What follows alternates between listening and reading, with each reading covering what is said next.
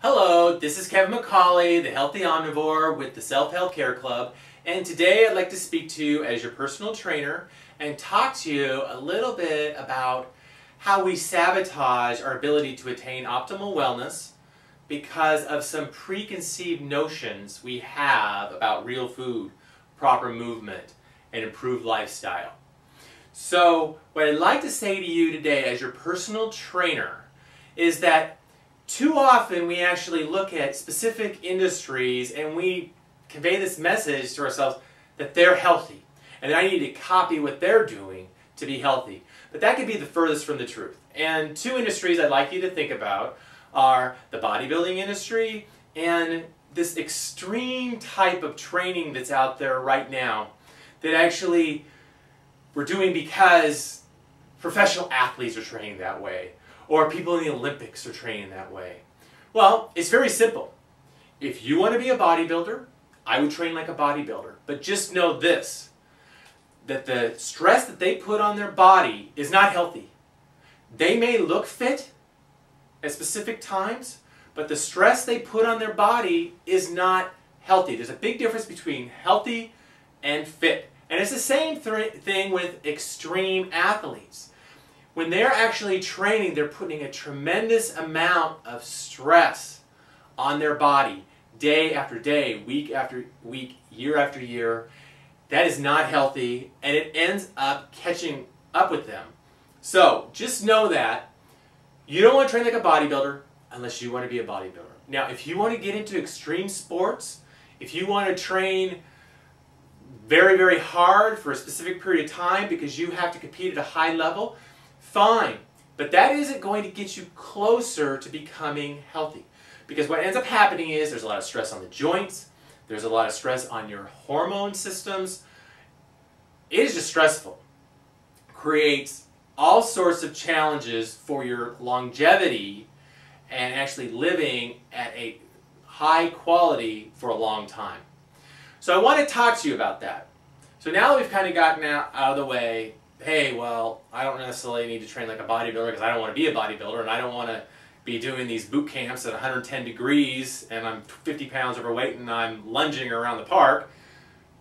What do you want to do? Well, you should be able to pull, push, squat. You should be able to get up off the ground. You should be able to do a full squat and hold it. You want to get to the point where you can hop and jump. You can run, not jog. You want to get to the point where you can crawl. You don't have to do a ton of it, but we still should be able to, I don't care what your age is, we still should be able to move. So what I teach people is you don't need a lot of room. And the reason I want to teach people this is because I've lived in areas where you don't want to go outside. It's either too nasty cold, freezing, rain, or it's just so hot and the bugs are out of control and you'll die out there. So you only need 10 to 20 minutes a day, 6 days a week, and you can attain optimal health, at least as far as the proper movement section is concerned. So, I mean, really, can you actually do a deep squat and hold it?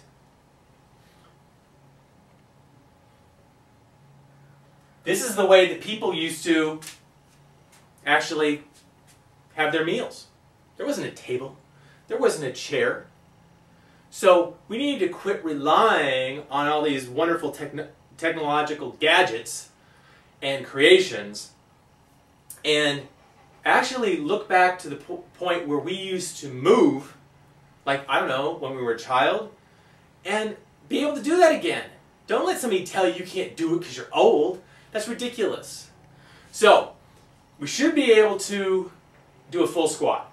Centenarians in cultures where they have a high percentage of centenarians can do that squat. They also can get up off the ground. So, when I'm teaching people, okay, let's learn how to pull, and let's learn how to push, and let's learn how to squat, those are the things I'm trying to move you to. Alright? So, with pulling, you don't need a ton of equipment. And a matter of fact, this is the only area that you may need to have something.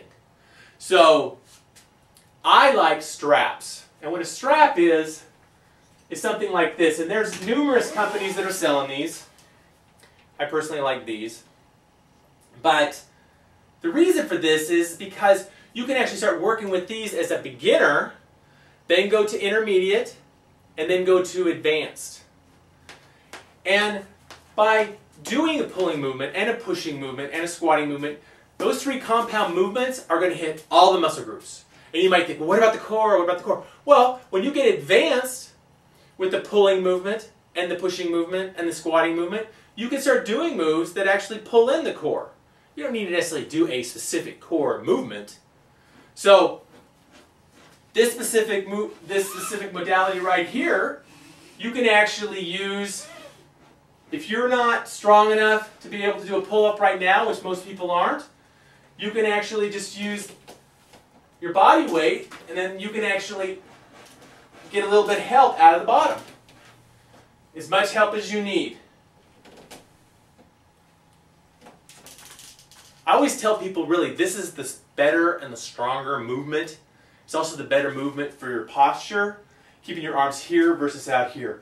This movement out here actually is really not great for your posture. It'll actually cause you to be more internally rotated, because that's what the lat does. Now, let's say you're an intermediate and you can actually move your body a little bit.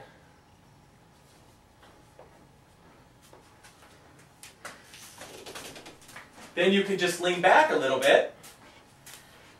I'm not parallel to the floor, which I could do that, but that'd be more advanced. And now I'm just pulling myself up. See how I finished at 90 degrees here?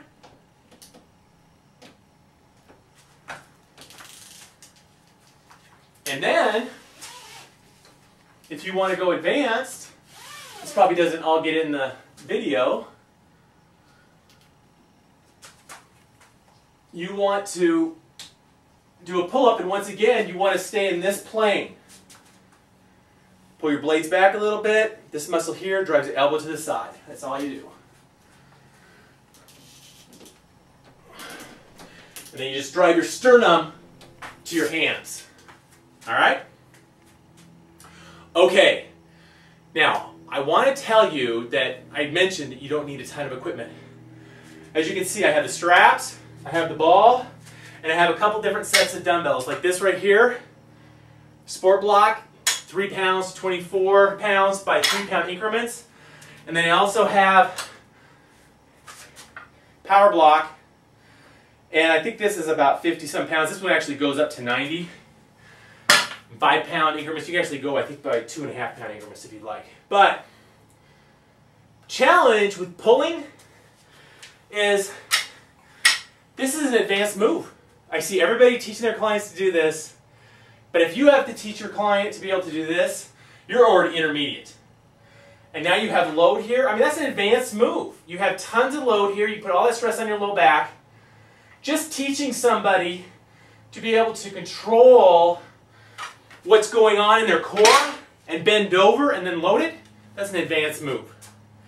So, I like the straps. I'm not saying there's anything wrong with the dumbbells, but once you pick up that dumbbell, all sorts of bad things can happen. Even more so when you're working with the straps. Okay? Now, you need to do a pushing movement. When you're doing the pulling movement, you're getting the lats. If you do it properly, you're going to be hitting the rhomboids and the traps in between the shoulder blades, hitting those biceps. Now you're going to go some chest, shoulder, tris. You also hit the long head of the tri when you're doing this movement here. So once I do a pressing movement, I pretty much hit the entire upper body, okay, as far as the major muscle groups are concerned. So obviously you can do a push-up, but you might be going, well, how can I make it more difficult? Well, I had said, look, once you're advanced and you can do, let's say, 50 good, controlled push-ups, not where you're leading with your head, not when you're leading with your hips, not when your shoulders unstable, you can go to a move that actually creates some instability, and you can challenge yourself, not just in the upper body, but also in the core area. So you can add the ball. So you just come down, drive your chest to the ball.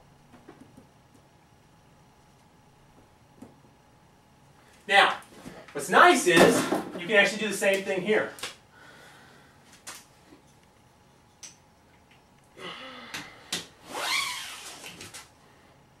Now this is going to be a moderately advanced move because you certainly could move the straps out here and that would be much easier. But here, my body's pretty parallel to the floor, so I'm having to move a lot of load, all right? But this is unstable. So I've got a lot more going on here, and my body is sensing that it's unstable, so I have to really work my core. So this is the way that looks.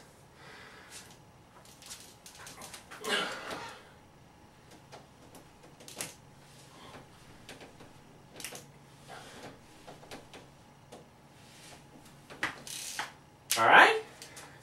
Now, let's say you want to take it.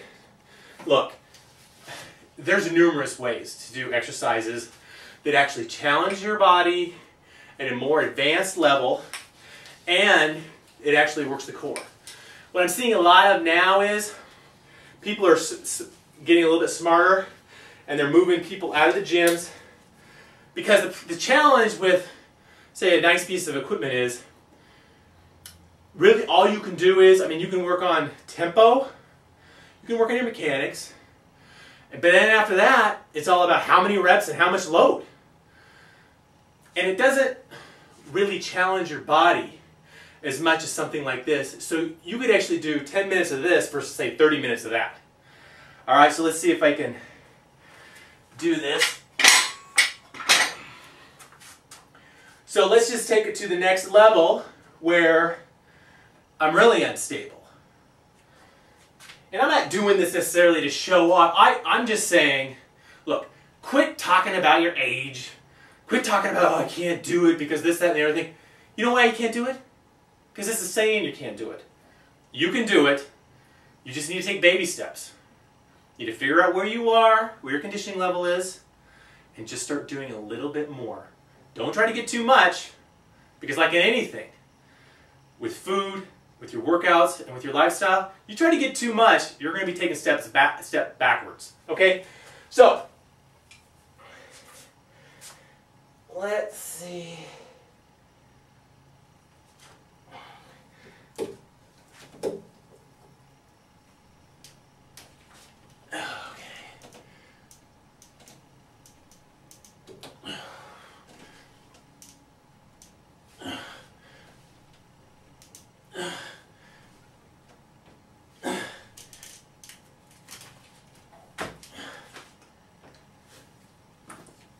Or something like that. Okay, so now, just with the straps, you're pulling, you're pushing,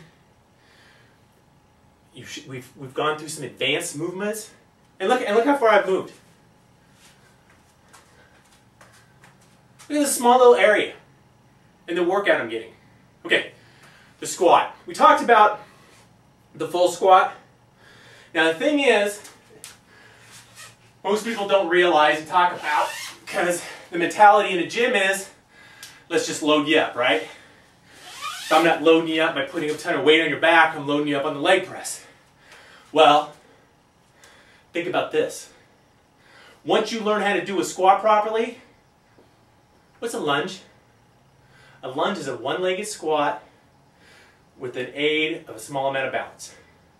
So, you can do the pulse lunge,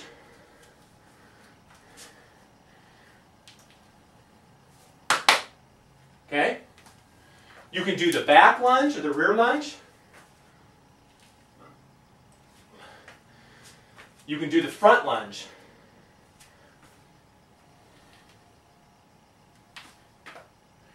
So in a sense, those are all, and that was exercise progression. The pulse lunge is the easiest, back lunge is the next step, and the front lunge is next. And the thing there is, I am getting cardiovascular, I'm hitting my glutes hard, I'm working on stability, coordination, I mean, you name it. The lunge is a one-legged squat with a small amount of balance. You go and you go, hey look, I want to take it to the next level. Well, once you're a great lunger, all you do, so many things you can do with one leg. I haven't even picked up the weight yet. So you can work on balance and work on the hamstrings. Do some straight leg moves.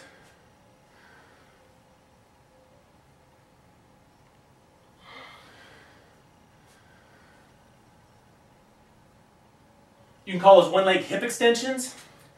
You can do some one-legged squat with a toe touch.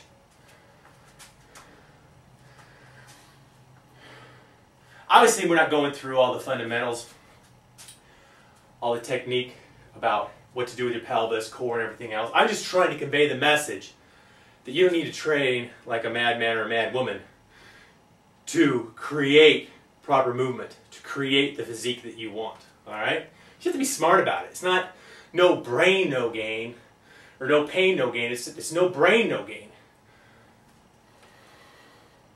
Let me say that again just so you get it. It's not no pain, no gain. It's no brain, no gain. Okay. I'm really big on watching what your pelvis is doing because people start twisting, put a lot of stress on their low back.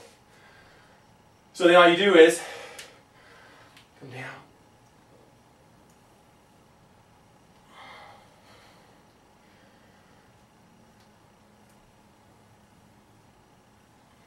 Okay? No weight, no machine, nothing. Just body weight. That's all you need. And if you're somebody like me, and you think about it, the majority of people in this country are overweight, you're already moving around more weight than you need to, so last thing you need to do is start handling more weight. So, and I'm a bigger guy. I mean, it's challenging. And we don't do things like this. So even myself, I wanted to put this video together, and a couple of those moves I haven't done recently. So boy, you get out of practice, it's challenging. All right, so there you go. We've got the pull, we've got the press, we've got the squat. The key is that you want to move every day in some capacity. You could do a workout 2 to 4 times a week in an area this size. You could get out and you could start walking, elevating some real steep hills. You can get out and you can start working on striding out and once or twice a week start sprinting. And when I say sprinting, I'm not saying 100%, 70 to 80%. I don't want you to pull a hamstring. Personally, I'd recommend running up a hill like this. Not a huge distance, but the thing is when you run up a hill, you can't stride out as far, so you have less chance of pulling your hamstring. I don't really like, unless you're training for something, I don't know why you need to be sprinting on a flat surface, to be honest with you. And also think about how much more glute work you're going to get when you're, boom, running up a hill and creating all that power. All right, so we started out talking about these big, huge misconceptions, preconceived notions about what's going on with bodybuilders and all these unbelievably fit people and how we should emulate them to become healthy. It's the furthest from the truth. If you want to be healthy, just focus on 3 things. Doing everything right with real food, understanding what you need to be doing daily with proper movement, and improve your lifestyle. That's how you're going to become healthy. It's more of a marathon than a sprint. And unfortunately, I think that what's being conveyed with these 90-day programs, those are sprints. And I'm not seeing a whole heck of a lot of people staying with it after 90 days, and it's really unfortunate. So anyway, today, I want to convey to you that message.